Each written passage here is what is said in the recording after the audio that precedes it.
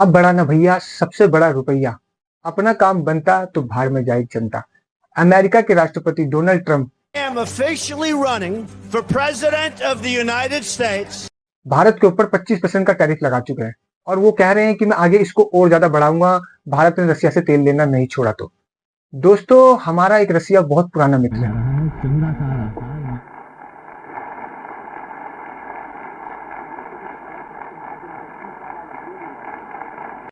1971 में जब पूरी दुनिया, जब अमेरिका अपना युद्धपोत लेके हमारे देश पे चढ़ाई करने वाला था, तो रसिया ने अपनी पनडुब्बियों को हमारी हिफाजत के लिए भेज दिया था।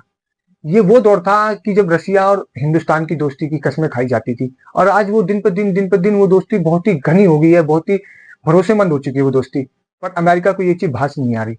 अमेरिका चाहता है कि भारत मेरे दुम के पीछे चलता रहे, जो मैं बोलूं वो करता रहे, जैसे मैं बोलूं खड़ा हो जाए, क्योंकि अमेरिका को पाकिस्तान जैसे चापलूस देशों की आदत पड़ चुकी है।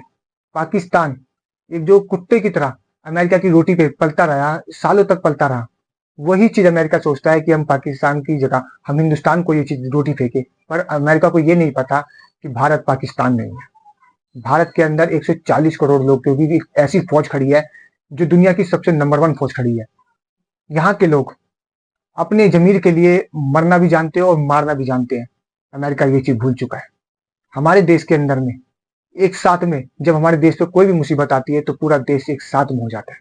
ये है भारत की ताकत। अमेरिका को मैं ये कहना चाहता हूं कि हर इंसान को एक तराजू पे नहीं तोड़ना चाहिए।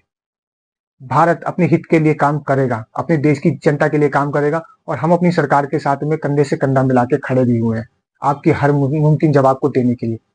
क्योंकि हमारे देश के हित में है रशिया का तेल खरीदना। हमारे हित में हुआ तो हम और कुछ भी खरीदेंगे रसिया से, या तो चाइना से खरीदेंगे, क्योंकि व्यापार और दुश्मनी एक साथ में हम नहीं चला सकते।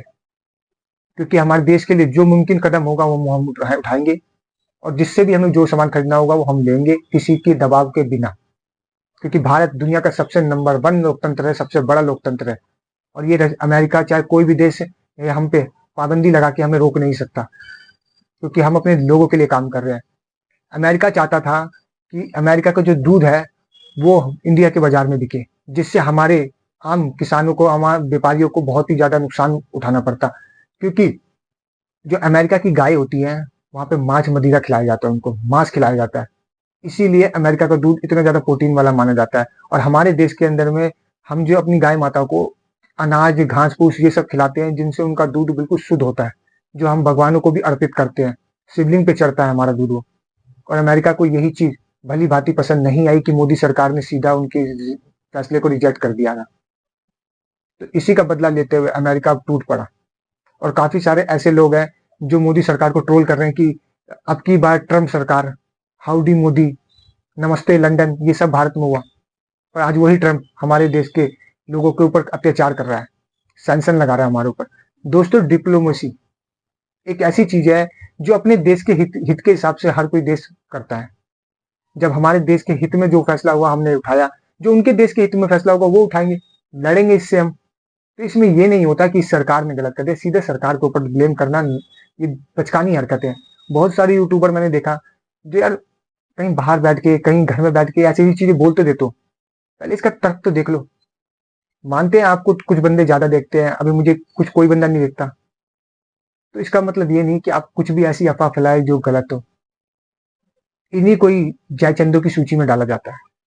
इन लोगों ने इस देश को कभी भी विकसित नहीं बनने दिया। ये देश का दुर्भाग्य है। और हमारे देश के लोग ना, मैं सही बता रहा हूँ, अपने देश के लोगों के बारे में बता रहा हूँ कि हमारे देश के अंदर के लोग ऐसे हैं कि कोई भी बाहर का बैठ के कुछ भी बात कर देना तो हवा फैला देते हैं कि उसने ऐसे कैसे बोल दिया। अरे, हाथी जब चलता है ना तो कुत्ते हजारों भौंकते हैं, भौंकने दो उनको, आप सिर्फ चलते रहो। ये नहीं है कि डिप्लोमेसी उनको करनी आती है। हमारे भी देश के नेता ऐसे ऐसे बैठे हुए ना, एच जयशंकर साहब, उनका जब दिमाग घूमेगा ना तो काफी सारी चीजें यूं घूम जाएगी। अजीत डोवाल साहब, अमित शाह साहब, ऐसे ऐसे ही लोग बैठे हुए हैं जिनको हम चाणक्य की भूमि में देखते हैं। तो आप सिर्फ और सिर्फ वेट कीजिए, वेट एंड वॉच की स्थिति में रहिए। देखो, बहुत कुछ होता है, हमारे देश के हित में होगा, बहुत अच्छा होगा। वीडियो अच्छी लगी तो लाइक और सब्सक्राइब, कमेंट में भारत में तक लेकर ना भूलें। नमस्ते, जय हिंद, आदाब, केम चो, मजामा।